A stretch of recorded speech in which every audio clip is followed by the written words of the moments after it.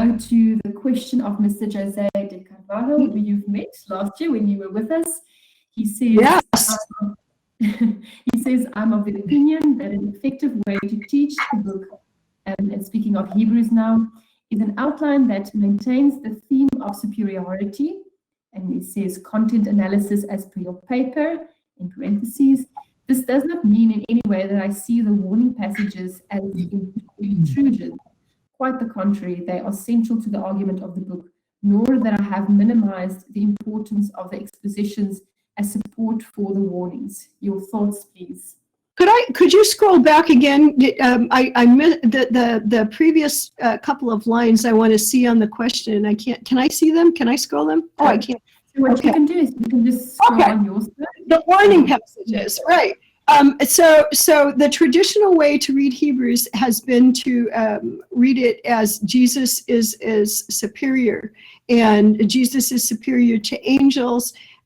Jesus is, and to read actually the whole first two chapters as making an argument that Jesus is superior to angels, Jesus is superior to Moses, Jesus is superior to Joshua, and Jesus is the superior high priest. And that has been the most, and it's easier to teach it that way because you can definitely find books that are going to have that outline.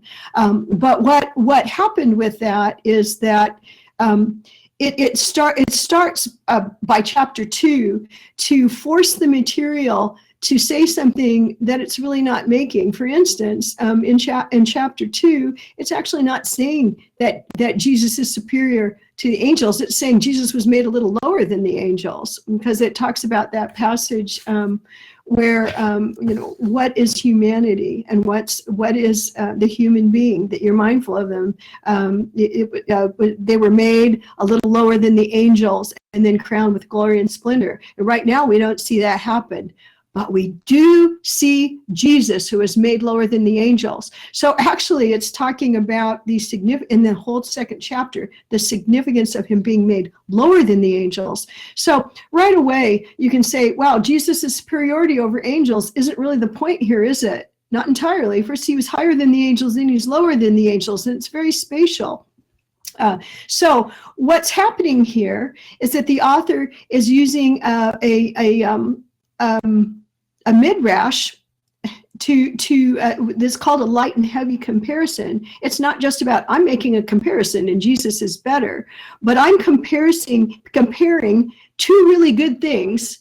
And one's light and one's heavy, and I'm going to show you the importance of the heavy one by showing you the importance of the light one. So a lot of people have thought, oh man, there's this big competition between Jesus and angels. There's a problem with angels here. And because they said, we got to maintain, why did they need to be told that Jesus was superior? There must have been a problem. Maybe they thought Jesus was an angel. I'm like, nope, you're missing the point. And the author never says angels are bad. He says angels are good. He said angels are amazing. And if angels are that amazing, you're really going to like Jesus. And so there are these contrasts, and there are the name higher than the angels. But what's being done with that contrast, and that's what the argument is. The contrast is not the message. The contrast is the tool for the tool that allows him to take that comparison and say, now, if what angels told you was so important, you better pay attention to what Jesus told you. He's God's ultimate messenger. And so the superiority of Christ does run through as a theme, but not always as consistently as they say it does. They force the material into an outline that doesn't work. And that's one of the things that started driving me away from that. Excellent. Thank you, Professor Westfall. Thank you for that question, Jose. Yes, thank you. And I want to say, Jose, great arguing with you again. I recall a lovely seafood dinner last year. Oh, yes, right? Great conversations. Oh, wonderful conversation. It's just, I really appreciate the question. I'm glad for that question. It was a great question. So the next question is from Bat Mangika. I see he has his hand up. So Bat, I'll give you speaking rights. Over to you. Yeah, thanks, Cornelia. Thank you so much, Prof. Westfall. My question is in line with the hortatory subjunctives. So my previous research in my master's looked at the hortatory subjunctive in Hebrews 13. Let us go to him who has been crucified outside the camp. So that's where I focused my research on, and looking at the concentric circles of holiness as was later developed in later Jewish texts. But I would like to take now hortatory subjunctives as a whole and ask the question, do you see a connection between the communal emphasis of the hortatory subjunctives and the theme of the temple in Hebrews? And if there is, how much does the theme of the temple get reinvented within the use of the hortatory subjunctives in the actual text? Over to you. Right. I'm not sure that did you say the reinvention of the temple is not primarily done through the hortatory subjunctives, but it definitely shows up there. It definitely shows up there. So I hope I answer your question well. But one of my conclusions is that the author takes all of the institutions of Judaism and major institutions of Judaism in the book of Hebrews and uses them to help the readers use them as vehicles to draw near to God. I mean, that's what the argument is all about, is to use these institutions to draw near to God in the context of their crisis that they're facing. And so you see the temple recreated in that central section where he has built through exegeting the Old Testament through spatial imagery. He has rebuilt that temple stone by stone, part by part, into a heavenly temple that we can occupy. And then in 10:19 it says, now I want you to draw near to God through that heavenly temple that corresponds to the earthly temple. And so that particularly Hebrews 10:19 through 22 draws on that recreation of the temple and holy space, and then asks the readers to occupy it. I actually have said it's something like a critical spatial theory, where they're seizing the third space, and you're seizing third space, and you're using it for an intention that the Jewish institutions the Jewish authorities didn't think the institutions were meant for. We're going to occupy that space. We're going to occupy heavenly space. How shocking, how amazing. And when we do, we'll find Jesus there waiting for us. Excellent. Our next question is from Professor Ernst Wendland. He says, thank you for this excellent study of Hebrews. I had a chance to study this wonderful epistle some years ago together with a doctoral student. It has the title of the dissertation there in brackets. I won't get into the controversial issue of possible chiastic structures in Hebrews, although I think that the case can be made for the presence of both linear and concentric structures in the epistle, as in other types of biblical discourse. And here is the question.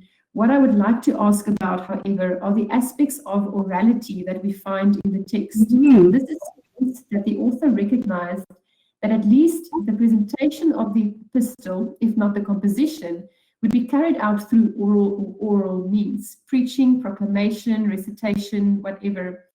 What evidence then, if any, did you find in your study that Hebrews could also be viewed as an example of biblical oratory aimed to instruct, encourage, reprove, console, etc., a listening audience? Oh, all of it. I consider Hebrews to be an epistle that was meant to be read as a sermon and written as a sermon, a word of exhortation. And so there are studies at the end. The Hebrews writer says, please bear with me with this word of exhortation. I've only written you a little. And it makes people laugh because it's really quite long for a letter. But he calls it a word of exhortation. When we see word of exhortation used elsewhere, that's usually a sermonic presentation, maybe not a sermon as we think of a sermon, but actually when you study some of the words of exhortation, a lot of them have the same patterns.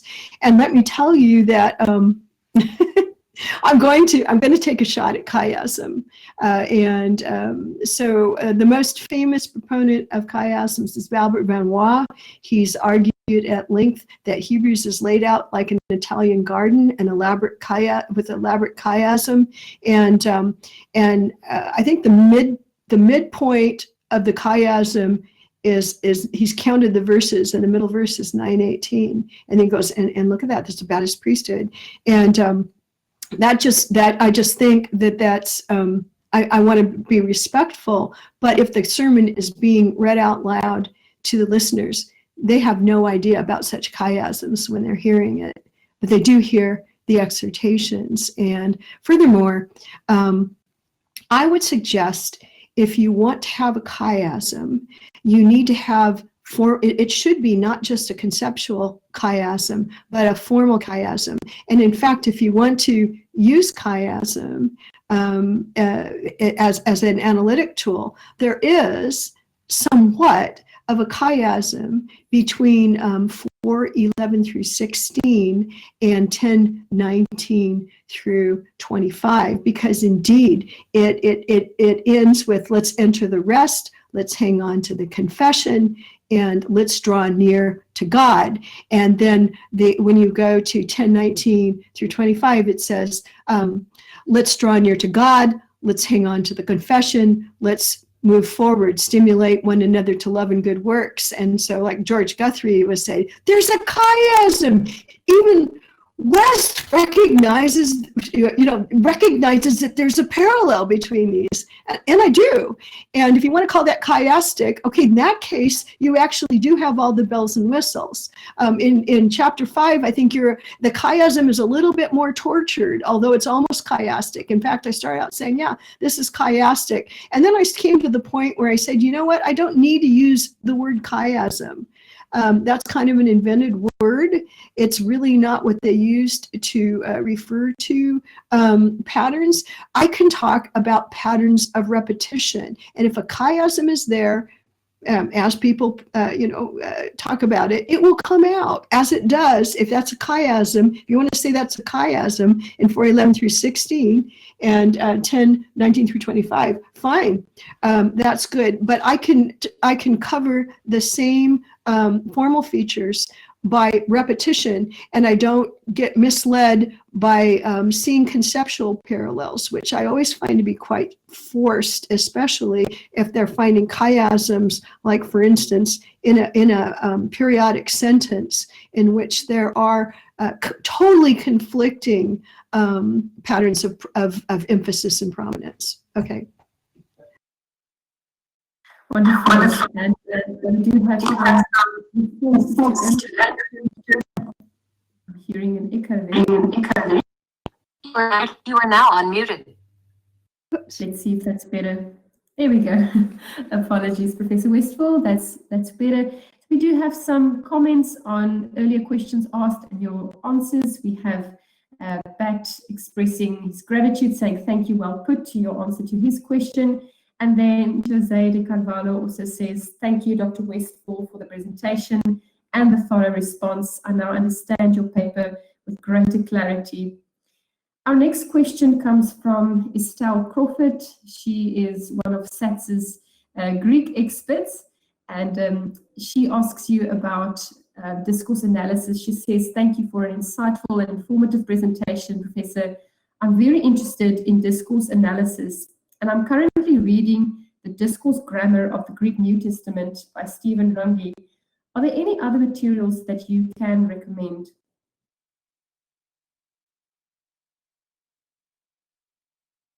Professor Westfall, you're still muted? There we go. I apologize. I was forgetting to mute myself, and then you I don't know. I think you must have muted. Thank you for that. I do. I actually recommend reading. I don't think Steve Runge really understood. I know for a fact that Steve Runge didn't understand discourse analysis as it's been discussed in the field at large. So I would actually encourage you to read books on discourse analysis, and possibly critical discourse analysis, which is closely related to critical race theory, for looking at the analysis of patterns in the text, and then, I mean, recognize then that sometimes biblical studies will take a term like intertextuality or discourse analysis and use it, but they're actually not using the term as it's practiced. So Brown and Ewell have done a Cambridge, I'm just going to talk about this as an introductory text. Brown and Ewell, Discourse Analysis, I think it's the Cambridge Linguistics series, has got a very accessible book on discourse analysis. There are a number of other and more recent texts. Paul Gee has written a number of texts like How to Do Discourse Analysis.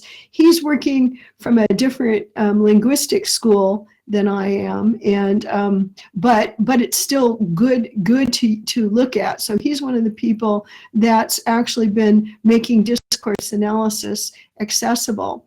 And once you understand how discourse, and then you could read my book. Jeff Reed's book on Philippians is almost a standard, but Runge and Levinson, they all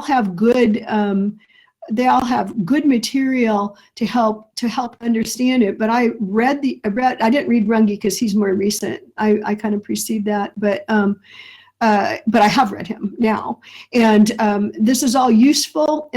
Especially his work on conjunctions and how they work. But I would continue, if I'm interested in discourse analysis, to read the books that are being produced, the best books that are being produced in the field that give you the tools that you can use on the text, and most of them can cross language, such as be used in Greek. Wonderful, thank you. I think that was very useful to Estelle, and I'm sure she will be able to continue the conversation offline. I do have a question before I move to Professor Ventam's question, maybe one for myself. I was wondering, as I was listening to your presentation, when one speaks of a discourse analysis of any New Testament text, the Greek text is of primary importance. Some of our attendees today do not necessarily have the Greek knowledge, or they don't have a reading knowledge of Greek. And as this gets shared perhaps on our platforms, we would have people listening to this recording who are laypersons. They do not have a theological education or training. And my question would be, how would you condense, and maybe I shouldn't say condense your methodology, but which tips, which handles of your methodology could you translate into the world of the lay leader to help them to better read the New Testament without having the Greek knowledge of the text? Well, you must know from my discussion that it's a hard sell when you've got subheadings that are misleading. And we talked about that when I was here talking about Paul and gender, is that translations and subheadings. I deal with passages in which the translations and subheadings ended up in creating massive incoherence in the text. And I became aware of it as an English Bible reader. For instance, my first publication was on the First Peter passage about the preaching to the spirits in prison, which is one of the most incoherent texts I can think of as you read through it. And I was like, how can this be coherent? And to actually explain the explanation of these passages to English readers is quite complex and technical. It's been one of the most difficult parts of my work, is how do I make this accessible?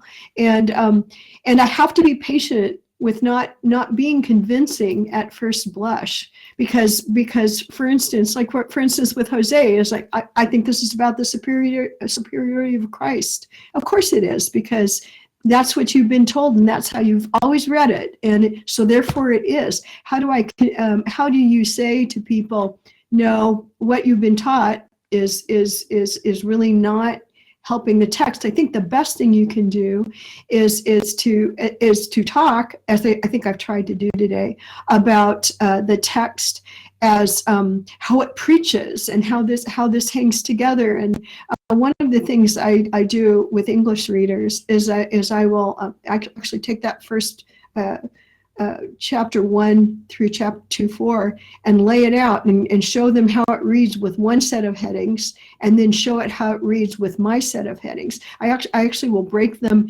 into two groups and give one group the same text with the traditional headings, and then I'll give them the other group the text with my headings, and then I'll ask the two groups to discuss with each other what this chapter and this unit is about, and it really provokes an interesting discussion. They do see the light when you do that, but it takes work.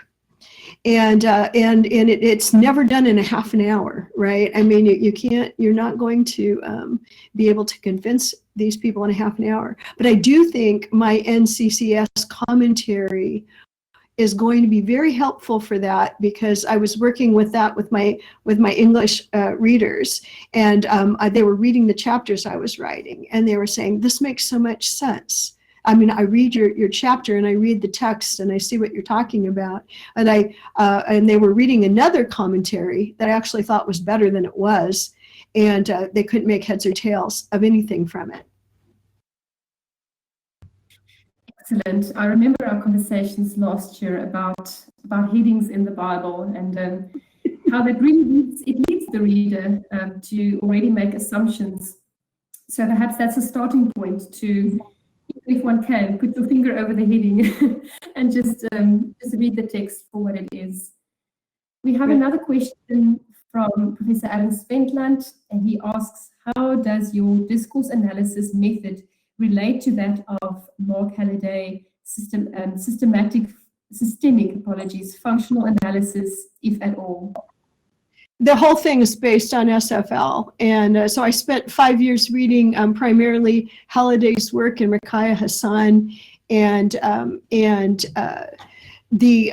three metafunctions of SFL are reflected in 3 of the 4 key elements. That is the cohesion is related to the textual metafunction, topic is related to the ideational metafunction, and prominence is related to the interpersonal metafunction. And so, and that's how I talk about it in my book. I thought if I started throwing metafunctions around and stuff, that it wouldn't be highly conducive to communication.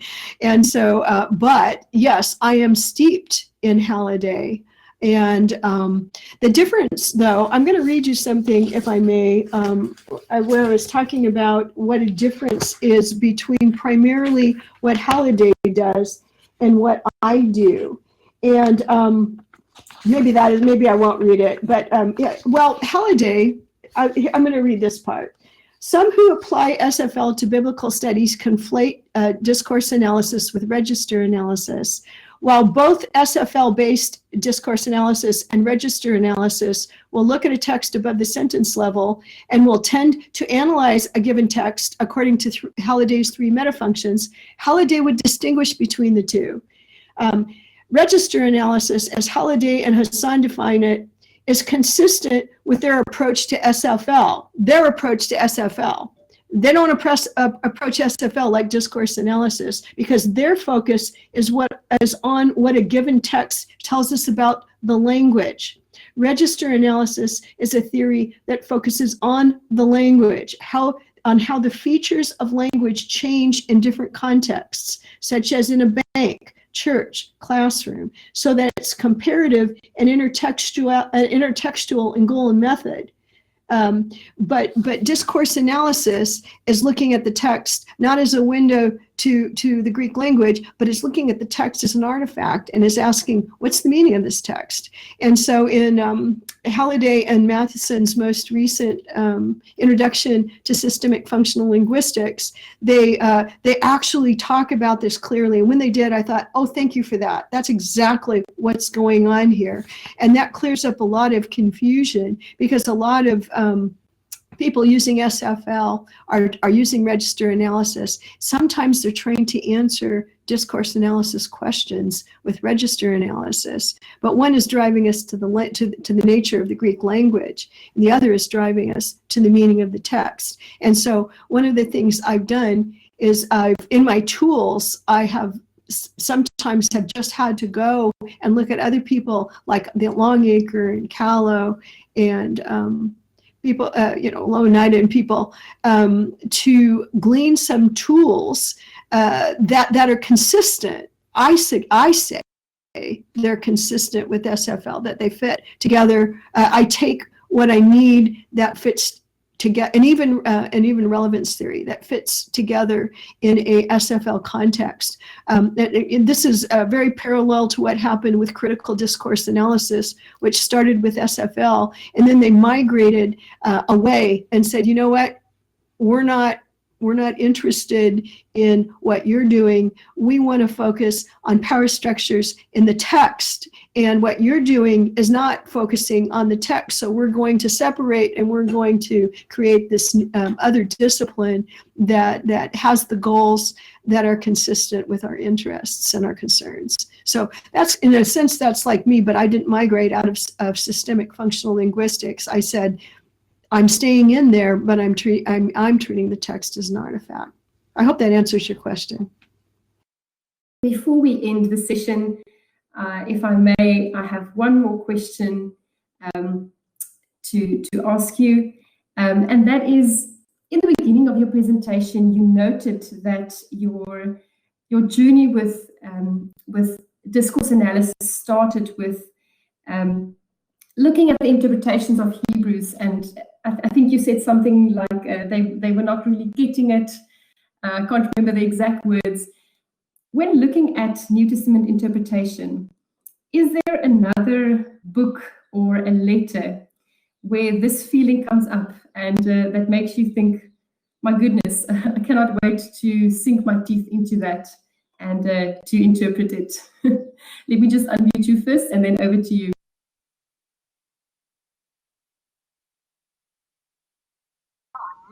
Thank you for muting me. I keep forgetting, and I know I'm supposed to be doing that. Dr. Deventer. That's what I mean by it's the gift that keeps on giving. Once I have, grasped onto these concepts of how language works, that I feel I can work with any text and break out insights of the text. But also, I think what's probably come clear is that it's given me a great respect for a good methodology with a clearly defined statement of what counts for evidence in any kind of study. And so I really, really value the practice of consciously placing an interpretive lens on the text and saying, okay, if I place this lens on the text, what kind of information does it bring up? And so I would say that my discourse analysis is suitable to apply to any of the texts. And if I'm looking at any interpretive problem, you better believe I'm pulling out my tools. But also the study in linguistics and register theory. And what I didn't even bring up when I was talking about systemic functional linguistics is its excellent theory about the relationship between the text and context, the context of culture, the context of language, and the context of situation is a very, very exciting connection that was highly influential in my work on Paul and gender. So my study of linguistics and specifically my methodology of discourse analysis just continues to be applicable to the work I'm doing. It also is applicable for me sometimes analyzing the current political discourse. And my problem, I think, sometimes is feeling like there's so much to say, and you can't say it in small bites, though. But yeah, it just it just keeps rolling in terms of how this can be used with biblical texts and with questions that are brought to the text. But the thing is, it's not a one-size-fits-all issue with methodology. And this is, I'm going to go back full circle to my first thing. The first things that I said is that you need to have a methodology. If you have a research question, you need to find the methodology that's suitable to answer your question. And so sometimes people choose unsuitable methodologies and they expect them to answer a question that it will simply never answer. And so that's an important thing in research.